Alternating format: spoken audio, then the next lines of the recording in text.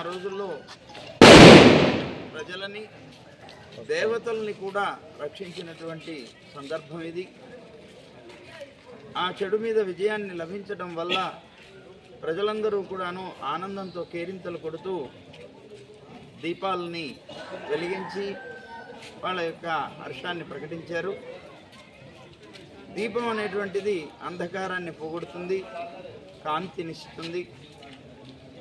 అలాగే అంధకార స్వరూపులు దుష్టులు అయినటువంటి అసురులు కనుక ఆ దుష్టమైనటువంటి స్వభావం కలిగినటువంటి అసుర స్వభావం కలిగినటువంటి వ్యక్తుల్ని నాశనం చేసినటువంటి రోజే నరకాసుర వధ చతుర్దశి, నరక చతుర్దశి అంట. అలా ఆ దుష్టుడైనటువంటి నరకాసురుని సంహరించి ప్రజలందరికీ కూడాను సుఖ సంతోషాల్ని ప్రసాదించినటువంటి ఆ కృష్ణుణ్ణి స్మరిస్తూ మనం ఈ కార్యక్రమాన్ని జరుపుకుంటాం.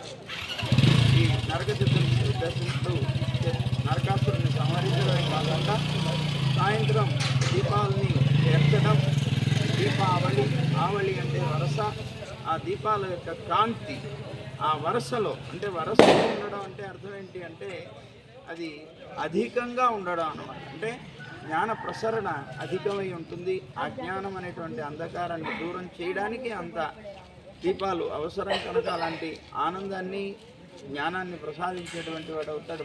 ఆనందాన్ని ప్రకటిస్తూ మనం జరుపుకుంటున్నాం. దీంతో టపాసులు కాలుస్తున్నాం.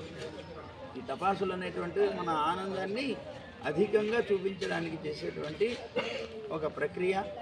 అలాగా దీపాలని పెరచడమే కాకుండా టపాసుల్ని కాల్చుకొని మన అందరం కూడా ఆ కృష్ణుడి యొక్క విజయానికి మనం ఆనందాన్ని ప్రకటిస్తూ జరుపుకుంటున్నటువంటి చక్కని పండుగ కనుక మనం దుష్టత్వం మీద విజయాన్ని లభించడం అనేటువంటిది మన జీవితంలో ఎప్పుడూ ఉండాలి. ఆ దుష్టటువంటి గుణాల మీద కూడా మనం విజయాన్ని సంపాదించగలిగితే అప్పుడు నిజంగా మన జీవితంలో మనకి దీపావళి అనేటువంటిది వస్తుంది.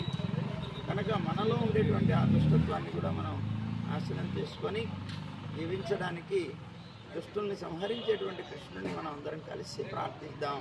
ఈ దీపావళి రోజున అందరికీ కూడా ఈ దీపావళి సందర్భంగా అనేక మంగళాశాసనాలు తెలియజేస్తున్నాం.